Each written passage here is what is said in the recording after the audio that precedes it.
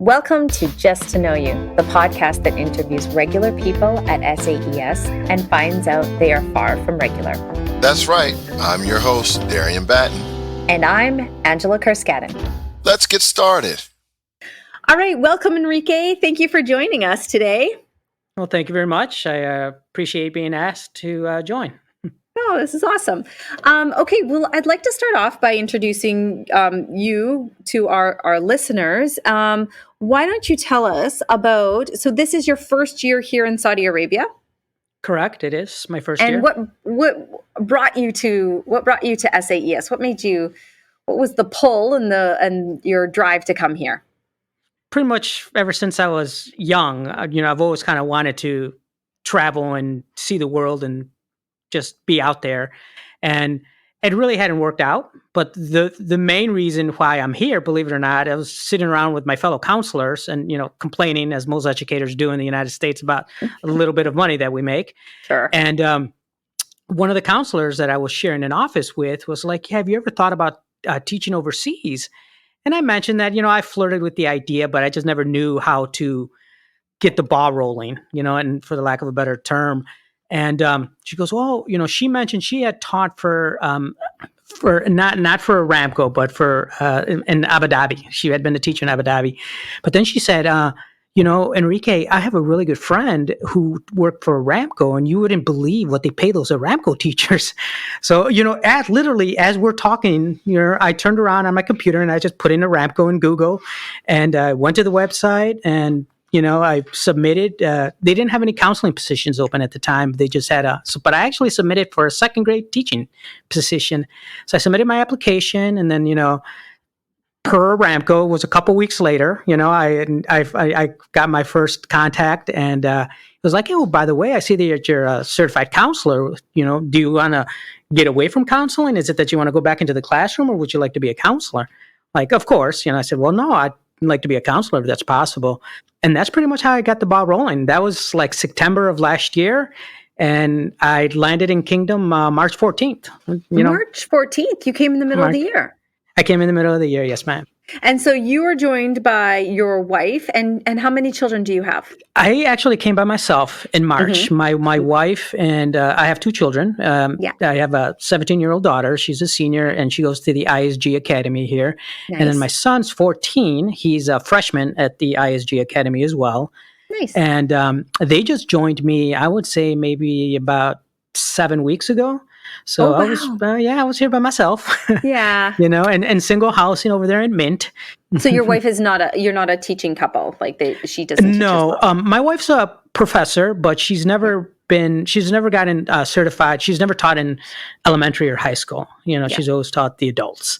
And she's kind of enjoying, she's still teaching right now part-time. She's teaching a couple classes online for the junior college that she works for. So she's busy enough. Sure. She's enjoying it. She's teaching like 3 classes, but it seems to be working out. How has this change in life and pace been for your teenagers? Well, the way it played out was the complete opposite of what I thought it was going to be. I thought for sure my daughter was going to, flip out because it's her senior year. And, she had been at the same high school since her freshman year. And then I thought for sure my son would be all over it, though. He was like, oh, yeah, because he's really into like military history and, being on this side of the world, being a lot closer to Europe. I thought we would be able to do those kind of things. But it was completely the opposite. It was my daughter who was like, okay, yeah, that's great. Let's do it. And it was my son who really had a lot of reservations about it. And I think it had to do with school. He had just started playing American football he had his first year, he played organized ball, and he really fell in love with it. And he did pretty good. He got some compliments from other coaches, from other teams and stuff. And he applied and got accepted into a pretty good high school in the Houston area that pretty strong academically and pretty strong athletically as well. So he was really looking forward to playing football, and originally my wife and kids weren't going to come for at least a couple of years. But my mother-in-law passed away unexpectedly. And my wife was already starting to have second thoughts about kind of like being a single mom in Texas. Yeah. I mean, we weren't, separated or anything like that. We were just, it was just too good of an opportunity for us to pass up for me, for not to take this job. My wife realized being a single mom is overwhelming. So when her mother died, that was one of the major things that was keeping my wife in Texas was that, well, I got to take care of her because she was in the early stages of like dementia and Alzheimer's, and you know what I mean? So there were some issues there that my wife, Rachel, didn't feel comfortable making a move as drastic to the other side of the world, Sure. And she kept saying, it was like, I can't just jump on a plane and be with my mom in 3 hours if I need to be. As a counselor, you try to always think that there is a really, truly a positive in everything, anything and everything that happens. And I hate to say my wife's mother passing away was a positive, but it did push her to realize, like, you know what? Okay, I'm moving. That's when they decided to come here. And so they've been here, like I said, 8 weeks now. So now, was it ever a consideration? I know it's a very different culture to do the boarding school world. So like my daughter, she's in 10th grade this year, and she's gone to boarding school for the first time.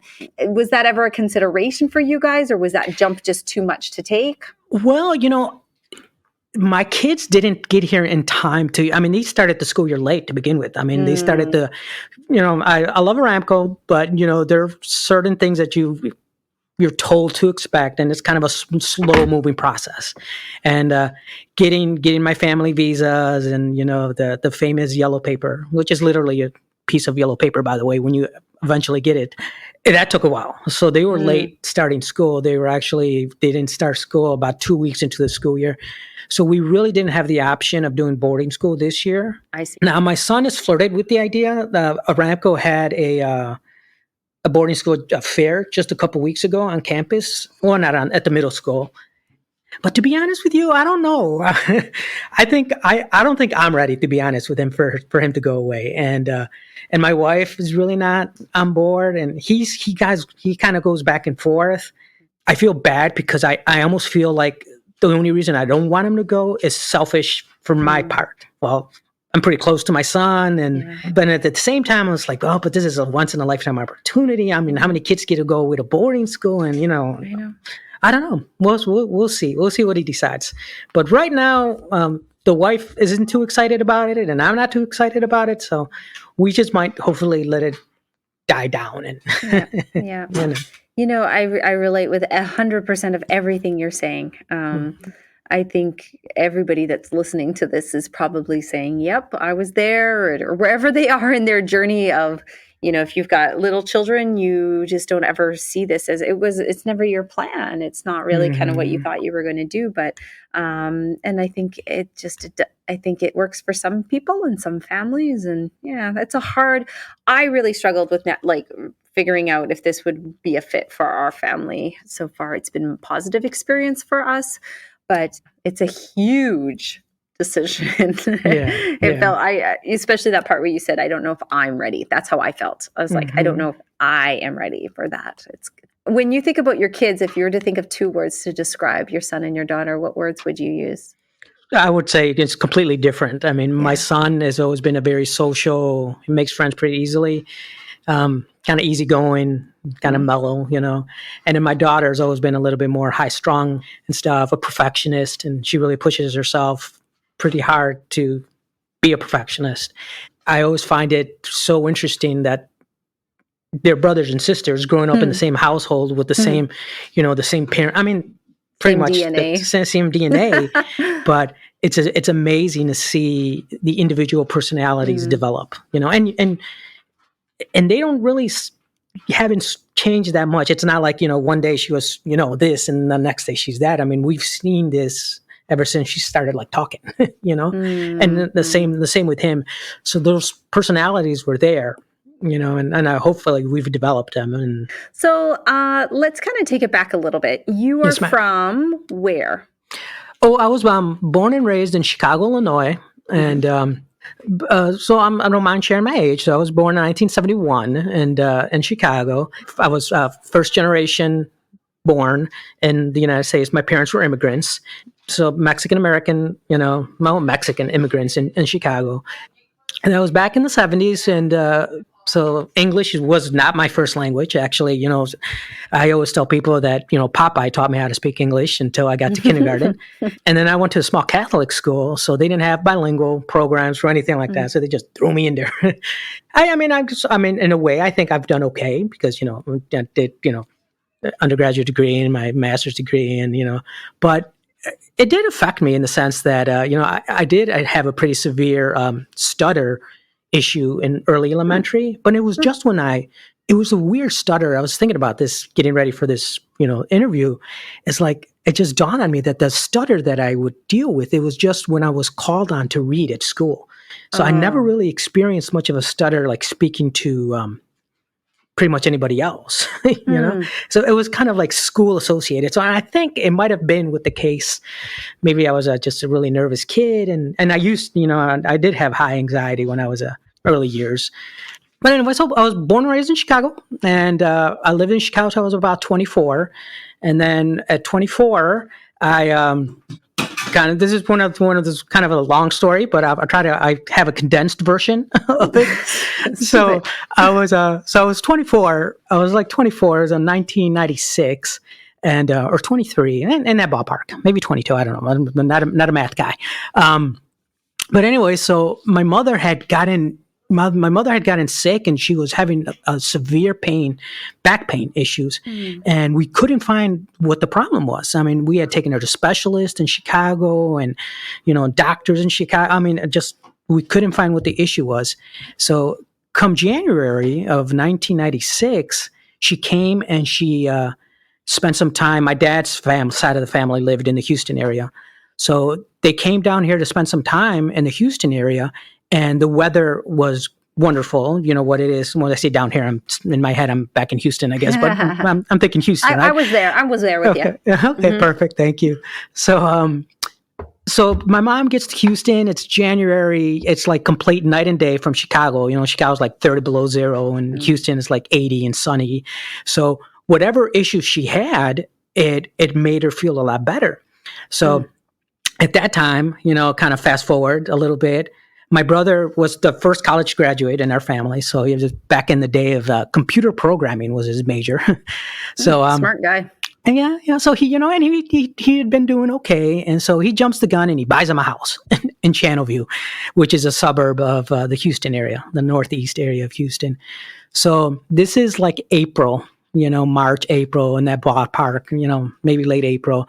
Buys him the house, and because my dad had kind of said, okay, well, we can't figure out what this problem was. And my mother had been dealing with this pain for almost a year. So my dad was like, okay, I'll retire early. Let's move to Texas. It doesn't matter what kind of job I get. I'll work at the grocery store. I'll do whatever, I'll do whatever I can. And my dad had a pretty good union job. Chicago's a pretty big union town. And, so he did okay. My mom and my grandma never worked, and it was just my dad. So he had a pretty good job. So for him to be willing to kind of throw that all away, was kind of a big thing. Yeah. So, my brother buys a house. They're getting ready to move. So, and the way I tell the story normally is that, I'm at that age, 22, 23, 24, where all of my like good friends that I grew up with, they're all getting married, right, at this point, and so it's kind of forcing me to hang out with some of the people that maybe I shouldn't have been hanging out with, right. And so yeah, I came to the realizations like, it's probably a better idea if I, move. Right. So I decided to move, and at that point it was going to be short term. I was like, you know what? I'll move down there. I'll help you guys set up the utilities. Now, was that an easy decision? You were like, you know what? I'm going to move, or was that like something you thought about for a while and took a while to come to that realization? I felt it was, as I look back on it, I think it was kind of easy. And I think it goes back to my desire to travel. You know what I mean? I kind of, it was in my early 20s, I had just discovered Jimmy Buffett. And so I was really into that whole fantasy of like living the adventure and being out there and, and it was just, it presented itself as an adventure, and I was like, you know what? I'm going to do it. I'm going to do it. So I did. So I moved down here and I jumped in. My brother was kind enough to let me his car. So I just packed up the car with what I could and I drove down and added a little adventure, came through New Orleans instead of going straight down to Houston, So I get to Houston and it was May of 1996 and setting everything up for my parents and stuff like that. And eventually, believe it or not, my mother, they found what the issue was, and out of all the doctors and specialists, it was a chiropractor. Nothing wrong with my Really? chiropractor friends out there, because Yeah. they found the issue and What they made was her it? better. It was like a combination of pinched nerves and so. But the point is that it was a chiropractor who ended up finding the issue and curing is such a strong word, but I guess he did, Yeah. And then my dad backed out. He's like, you know what? Maybe not. Let's postpone it for a little bit. And that postponing it never happened, by the way. Postpone what, moving? They're moving, So my brother had already bought him a house, right? I'm already living in the house rent free, by the way. So I'm just hanging out, unemployed, driving a bicycle around the neighborhood, kind of just, being a goofy kid in my 20s kind of guy, But my parents, so my dad, they started postponing it. They were like, okay, well, maybe in a year, okay? And I was already down here, so we were going to sell the house, and then I was just going to go back to Chicago. Come January, I decided to go back to college, and I did. I went back to college, San Jacinto College, the North Campus, which is once again in the Houston area, the Northeast section.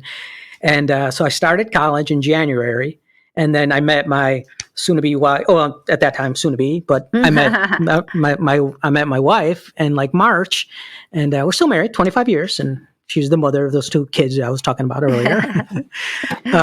So anyway, I met my wife, and then life happens, So next thing I know, So your parents did go down. No, they never moved to Houston. What? No, they never moved to Houston. So I stayed in my brother's house. I'm a poor guy. I love him, but because I never paid him rent either.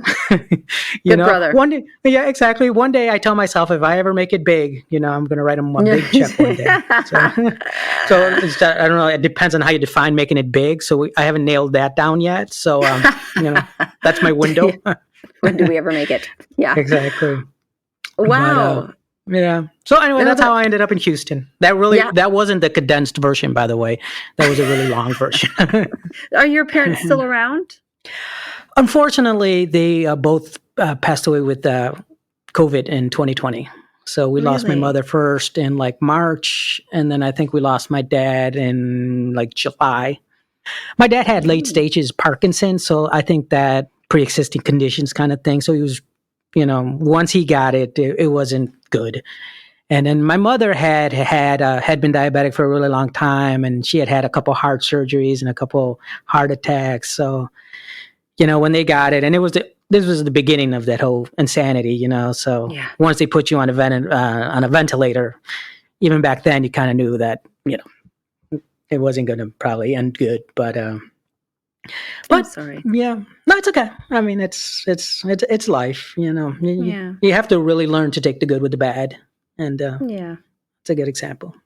You're a very optimistic, glasses half full kind of person, aren't you? I try to be. Okay, so you moved to Houston. You met your lovely wife, and then did you become a teacher right away, or did you have a? No.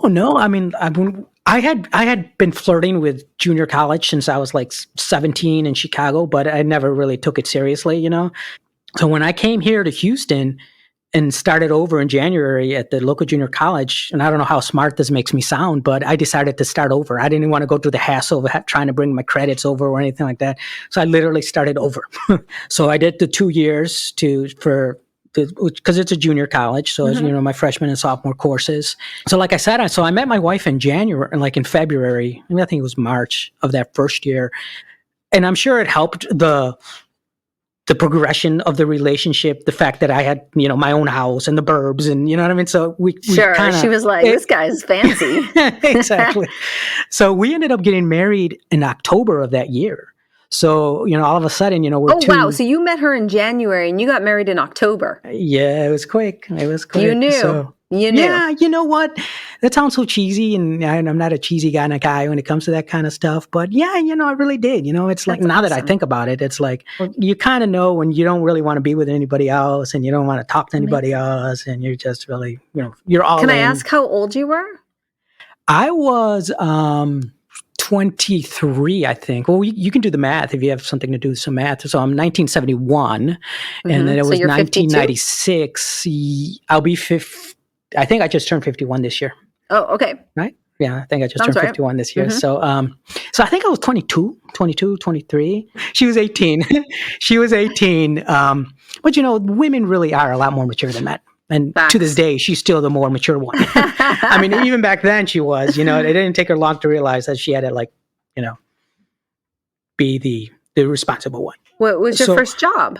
So we got married, and then we took turns finishing our degrees because, like I said, even though we weren't really paying rent, you still have to have a car and pay bills and stuff like that, right? So she got her undergraduate degree first. Then I went back to school and I went through and got my So all this time I'm working as a substitute teacher, and she is too. We're not rich by any means, and we're not. That's gonna, what happens when you get older. You kind of romanticize poverty, right? It's like, we were poor, but we were happy, and it kind of exactly, But you're happy, So life was good, so we weren't really in a hurry. So she graduated, and then I graduated. I graduated in 2005, and it was a year my daughter was born. So my daughter was born in May, and I still had one class to take. So I'm horrible at math, and I literally ended up self-advising myself all the way through my undergraduate degree. So it was literally the last class I had to take to graduate. Mm-hmm. And it was and even then I ended up being able to take my undergraduate degree is in humanities. So I was able to find a way to I took college algebra for humanities. So that's hilarious. The easiest math class I could really take. It's like another way of putting math for people that don't like math. Exactly. So the first part of the story is that I begged my teacher. I went up actually to my instructor and I said, "Look, sir, my daughter was just born. I really need to graduate because I really need to get this teaching job."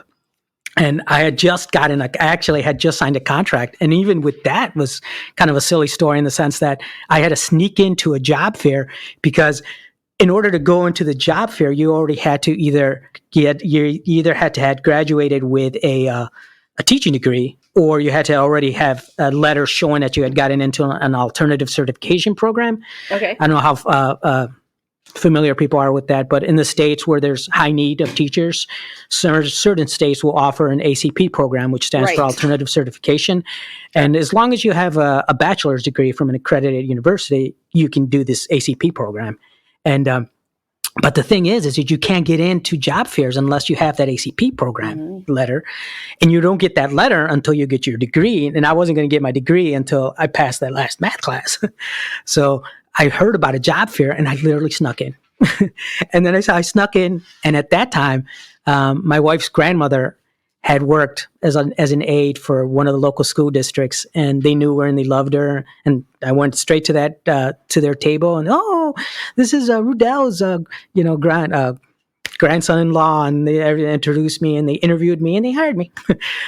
So they hired me, but I hadn't even graduated yet, Right. So now the pressure was on to pass that math test or class. Yeah, exactly. So, but I think I ended up getting a C, and I don't know how much of that C I earned, but I worked hard. What would you look back in your life, and what chapter of your life do you look back with the most fond memories? Well, I mean, if it was going to be something that I'd already lived, I would have to say it was probably my elementary years as a student. I went to a small Catholic school, St. Anthony, south side of Chicago in the neighborhood of Roseland. It was kind of, now that I think about it, it was kind of like a magical place and a magical set of years. It was so small numbers. We had lunch.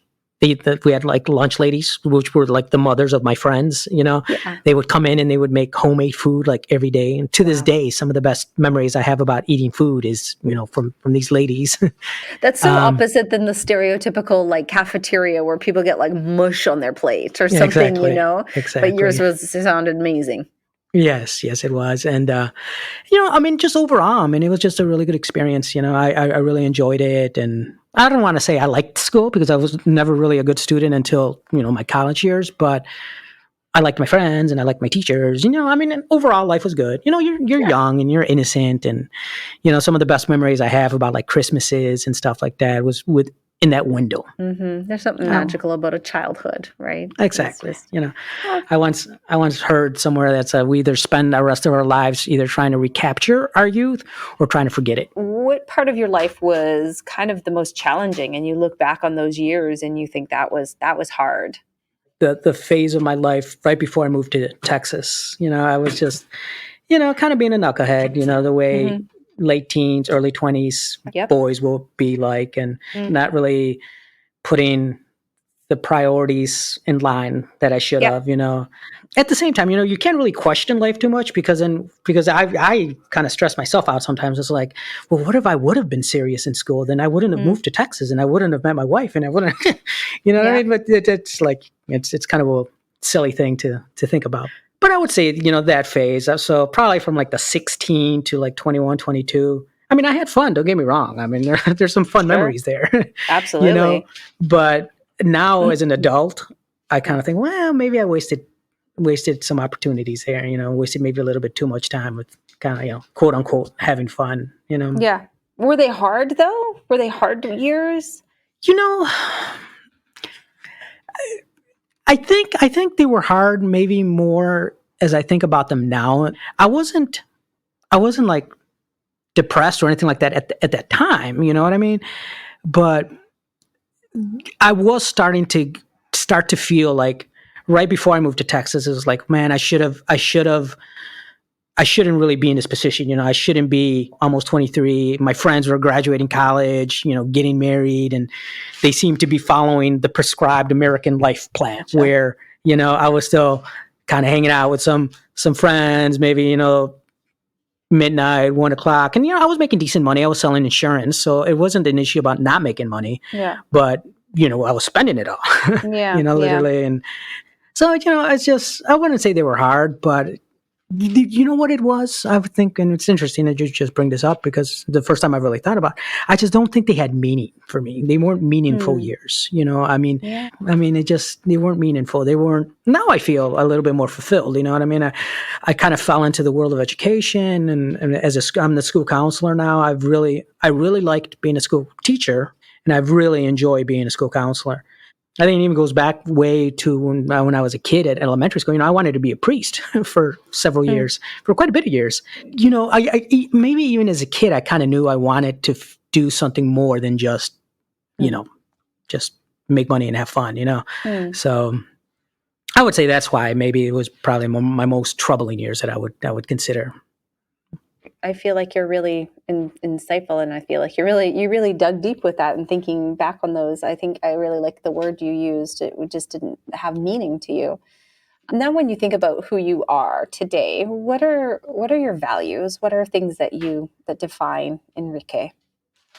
It almost, I find myself almost living in two different worlds, So I'm the school counselor guy, and then I'm the parent guy, Sure. A value that I would say that is important to me is, consistency. You have to be consistent, you have to be ethical.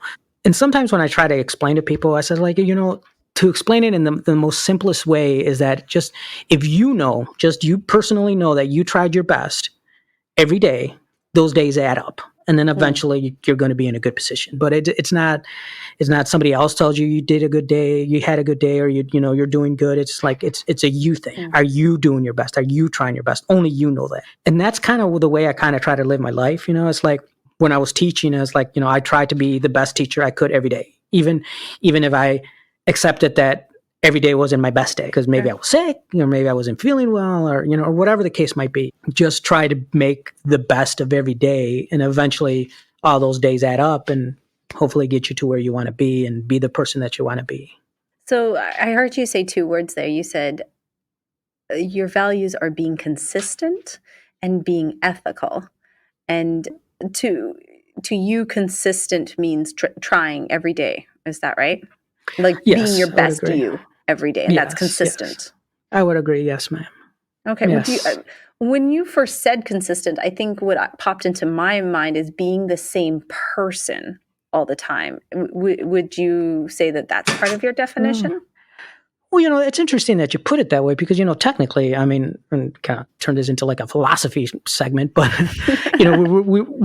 we never really are the same person, right? I mean, we're literally a different person tomorrow than we were today, just because of life experiences. I mean, the Sure. simple fact that we survive today influence who we are tomorrow, right? So Absolutely. so I guess when I say consistency, it's not necessarily being the same,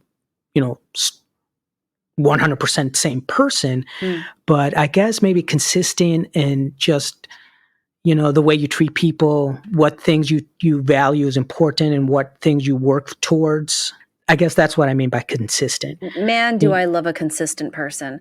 Like just for you to value that, I think being a person receiving that is so appreciated to the world. I feel like people who are not consistent with who they are, that's a hard person to have in your life when you're not quite sure who's showing up. And then your second value you mentioned was ethical. Do you think that's rooted in your upbringing and being in a Catholic school? And I think I think so. I would like to think so. The interesting part now is that I'm not a practicing Catholic, and my wife and I consider our family like we're religious mutts. She was raised in a strict Southern Baptist family, and then I did Catholic school all the way through, and now we attend the Protestant group. So, but I would say yes. I would say yes that I think it had a lot to do, and I think it had a lot to do with my parents. So they're they were very old school. My mom never worked. My dad always worked. My dad. Unfortunately, I really didn't spend a lot of time with my dad because he always worked second shift. He worked in a factory, I guess they would call them plants in Texas, but he made boxes. He worked for a box making company, and he always worked second shift. He worked from 2:30 to 11, and he worked that shift pretty much my entire youth. So I only really got to see my dad on Friday nights. My mom would let us stay up in the late for him to come home, and he always bring us some candy, and on the weekends. But so I guess seeing that work ethic in him, that he literally never missed work. I mean, it was like a major thing when he missed work. And the few times I remember him missing work, it was because the car had issues. The car had broken down or something like that, and we weren't able to get it fixed right away. And then, I was lucky enough to have been raised by my mother and my grandmother. My mother's mother lived with us my entire childhood. So that was always consistent, you know what I mean? In the sense that I always had a mom and a grandma there, and I guess I had it pretty good. Now that I look back on it, and I feel that I had it pretty good. I'm just blabbing. I'm sorry. Like I no, warned you. that's oh no, As an that's educator, I blab. No, that's what this podcast is all about. At the beginning, when I asked you about your values, you said, "Well, there's a counselor me, and there's a home husband father me." Do you feel like those values change with who you are, your consistency and your ethics as a counselor and as the home Enrique? Sometimes I feel it's easier to be the teacher / counselor than it is to be the parent. You know what I mean? Because I mean, at home, I always tell people who will listen is that at home, I'm just a goofy guy. I'm just, you know what I mean? I'm just a goofy Enrique. I'm not really like Mr. Chapo, Mr. Chapo, the teacher, or Mr. Chapo, the counselor. I'm just, goofy dad who I'm a really bad speller, and they tease me about that. And I have a really bad short-term memory, They're constantly teasing me about this kind of thing. So, I mean, I'm just, you know what I mean? Which is okay. I mean, that's life, Yeah, it's family. That's what I feel like that's what they're there for. Exactly. Keep us grounded, right? Remind us who we really are. I think I want to wrap this up and kind of end it. You talk about being a counselor with when you talk about being a counselor, I see your eyes kind of looking up, and I feel like there's a real soft spot in your heart and in your body, and like when you're talking about your job. Can you tell me about what is it about being a counselor that you love? Mm. It was almost kind of the same thing. I mean, when I tell people what pushed me into counseling was one of the things that I enjoyed the most of being a classroom teacher was kind of the social emotional aspect of it, not necessarily the academics. I mean, I was decent test numbers and everything like that. So I mean, I was okay with the academics as well, but I really liked what I enjoyed most about being a classroom teacher was creating that safe environment where a student was able to thrive, And unfortunately, teaching in inner city Houston, some kids didn't have that at all at home, It was the classroom that the only place they had that, the only place they felt, loved and cared for and understood and safe. I think that's a big part of it. And I think that's what really pushed me to want to become a counselor. And now, I mean, I literally get to do that every day. You know what I mean?